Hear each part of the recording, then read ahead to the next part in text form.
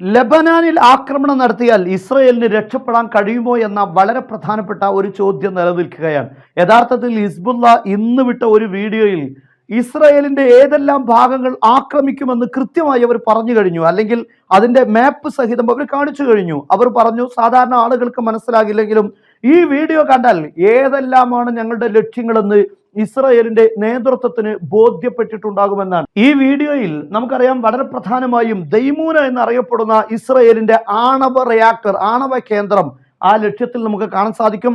അതുപോലെ തന്നെ ഇന്ധനം ശേഖരിച്ചു വെച്ചിരിക്കുന്ന വലിയ ഭാഗം അത് ആക്രമണത്തിന്റെ പരിധിയിലുണ്ട്. അങ്ങനെ തുടങ്ങി വളരെ വളരെ പ്രധാനപ്പെട്ട മേഖലകളെല്ലാം അവരുടെ ലക്ഷ്യത്തിന്റെ ഭാഗമായി ഇന്ന് ഹിസ്ബുള്ള പുറത്തുവിട്ട വീഡിയോയിൽ വളരെ കൃത്യമായി കാണിച്ചു കഴിഞ്ഞിട്ടുണ്ട്. ഇങ്ങനെ ഒരു ആക്രമണം നടക്കുകയാണെങ്കിൽ ഇസ്രായേൽ പൂർണ്ണമായും ഒരു ശിലായുഗത്തിലേക്ക് മടങ്ങുമെന്നാണ് ഹിസ്ബുള്ള അവകാശപ്പെടുന്നത്. അതേസമയത്ത് ഹിസ്ബുള്ളയെ അതിശക്തമായ ആക്രമണത്തിലൂടെ കീഴടക്കുമെന്നാണ് ഇസ്രയേൽ പറയുന്നത്. ഹിസ്ബുള്ളയുടെ എല്ലാ സംവിധാനങ്ങളും തകർക്കുമെന്ന് അവകാശപ്പെടുന്നു.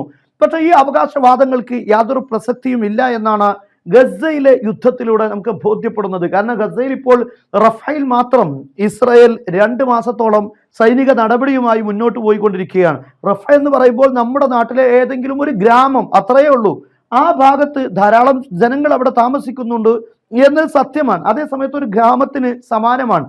അത്രയും ചെറിയൊരു പ്രദേശത്ത് 2 മാസത്തെ അതിശക്തമായ സൈനിക നടപടി, അതായത് യുദ്ധത്തിന്റെ നിയമങ്ങൾ പോലും പാലിക്കാത്ത അതിശക്തമായ യുദ്ധമാണ് നടക്കുന്നത്.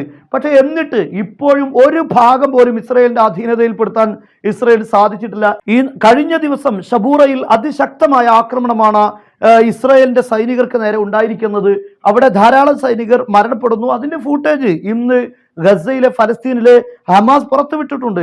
അതൊരു മൾട്ടിപ്പിൾ ആക്രമണമായിരുന്നു എന്ന് നമുക്ക് കാണാൻ സാധിക്കും. അതായത് സൈനികരെ അവരെ ആകർഷിക്കാൻ വേണ്ടി, കുഴിബോംബുകളിലേക്ക് ആകർഷിക്കാൻ വേണ്ടി ഹമാസ് ചില തന്ത്രങ്ങൾ എടുക്കുന്നു. അവിടേക്ക് ഇസ്രയേലിന്റെ സൈനികർ ടാങ്കുകളുമായി എത്തുന്നു, പൊട്ടിത്തെറിക്കുന്നു. ഉടനെ തന്നെ അവിടെ പരിക്കേറ്റ മരണപ്പെട്ട ആളുകളെ സംരക്ഷിക്കാൻ വേണ്ടി മറ്റുള്ള ഇസ്രയേലിന്റെ സൈനികർ വരുമ്പോൾ മോർട്ടാർ ആക്രമണം നടത്തി അവരെയും കൂട്ടമായി ആക്രമിക്കുന്നു. ഉടനെ തന്നെ ഹെലികോപ്റ്റർ എത്തുന്നു, അവരെ സംരക്ഷിക്കാൻ വേണ്ടി ഹെലികോപ്റ്ററിന് നേരെ ആക്രമണം നടത്തുന്നു. ഇങ്ങനെ ഒരു മൾട്ടിപ്പിൾ അറ്റാക്ക് ആയിരുന്നു യഥാർത്ഥത്തിൽ ഷബൂറയിൽ ഉണ്ടായിരുന്നത്. ഇത് റഫയുടെ വളരെ പ്രധാനപ്പെട്ട ഭാഗമാണ്.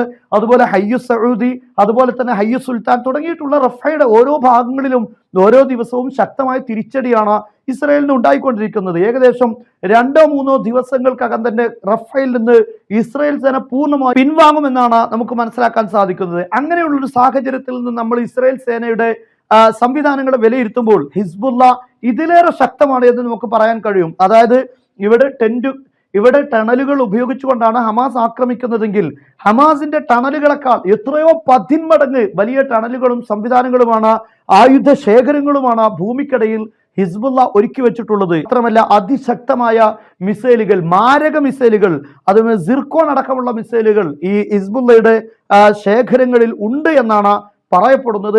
അങ്ങനെ വന്നു കഴിഞ്ഞാൽ ഈ ലക്ഷ്യങ്ങളെല്ലാം ആക്രമിക്കാൻ ഹിസ്ബുള്ളക്ക് സാധിക്കും എന്ന് തന്നെയാണ് മനസ്സിലാക്കുന്നത്. നമുക്കറിയാം, ഇടയ്ക്കിടെ സിറിയയിൽ ഇസ്രയേൽ ആക്രമണം നടത്താറുണ്ട്. എന്താണ് സിറിയയിൽ ആക്രമണം നടത്താനുള്ള സാഹചര്യം? ഇറാൻ ഹിസ്ബുള്ളയിലേക്ക് എത്തിക്കാൻ വേണ്ടി ശ്രമിക്കുന്ന പല ആയുധ ശേഖരങ്ങൾ, അത്തരം നീക്കങ്ങളെയൊക്കെയാണ് ഇസ്രയേൽ സിറിയയിൽ ലക്ഷ്യം വെക്കാറുള്ളത്. എന്നാൽ ഇപ്പോൾ ഹിസ്ബുള്ളയുടെ നേതാവ് ഹസൻ നസ്രുള്ള പറഞ്ഞിരിക്കുന്നത്, നിങ്ങൾ എന്ത് ആയുധങ്ങളാണോ ഹിസ്ബുള്ളയുടെ കയ്യിൽ ലെബനാനിൽ എത്തുന്നത് നിങ്ങൾ ഭയപ്പെട്ടിരുന്നത്, നിങ്ങൾ ആ കാര്യത്തിന് വേണ്ടി എത്ര പ്രാവശ്യം നിങ്ങൾ സിറിയയിൽ ആക്രമണം നടത്തിയിട്ടുണ്ട് എങ്കിൽ നിങ്ങൾ ഭയപ്പെടുന്ന ആയുധങ്ങളെല്ലാം ലെബനാനിൽ എത്തിയിട്ടുണ്ട് എന്ന് നിങ്ങൾ അറിയിക്കുന്നു എന്നാണ് ഹസൻ നസ്രുള്ള പറഞ്ഞിരിക്കുന്നത്. അതായത് അതീവ ഗുരുതരമായ ആയുധങ്ങൾ തന്നെയാണ്. ഇതിന് ഇറാനും അതുപോലെ റഷ്യയും അടങ്ങുന്ന, അതുപോലെ തന്നെ ഉത്തര കൊറിയ അടങ്ങുന്ന ശക്തികൾ അവരെ സഹായിക്കുന്നുണ്ട് എന്ന കാര്യം ഉറപ്പാണ്. അതുകൊണ്ട് തന്നെ അത്തരം ഒരു ശേഖരങ്ങളിൽ നിന്നുള്ള ആക്രമണമായിരിക്കും ഇനി ഇസ്രയേൽ അനുഭവിക്കേണ്ടി വരിക. എന്നാൽ ഈ ശേഖരങ്ങളെ ആക്രമിച്ച് ഇല്ലാതാക്കാൻ ഒരിക്കലും ഇസ്രയേലിന് കഴിയില്ല. ഫലസ്തീനിൽ ഈ ചെറിയ ഭാഗം നമ്മൾ പറഞ്ഞു, ഈ ഗസയിൽ അവിടെയുള്ള ആയുധ ശേഖരങ്ങൾ ഒന്നുപോലും നശിപ്പിക്കാൻ ഇസ്രയേലിന് സാധിച്ചിട്ടില്ല. എന്നാൽ ഹിസ്ബുള്ള അവർക്ക് വേണ്ട മിസൈലുകളെല്ലാം ഭൂമിക്കടിയിൽ സജ്ജമാക്കിയിട്ടുണ്ട്. അതുപയോഗിച്ച് യാതൊരുവിധ പ്രതിരോധങ്ങളുമില്ലാതെ തന്നെ ഹിസ്ബുള്ള ആക്രമിക്കുമെന്ന കാര്യം നമുക്ക് മനസ്സിലാകുന്നുണ്ട്.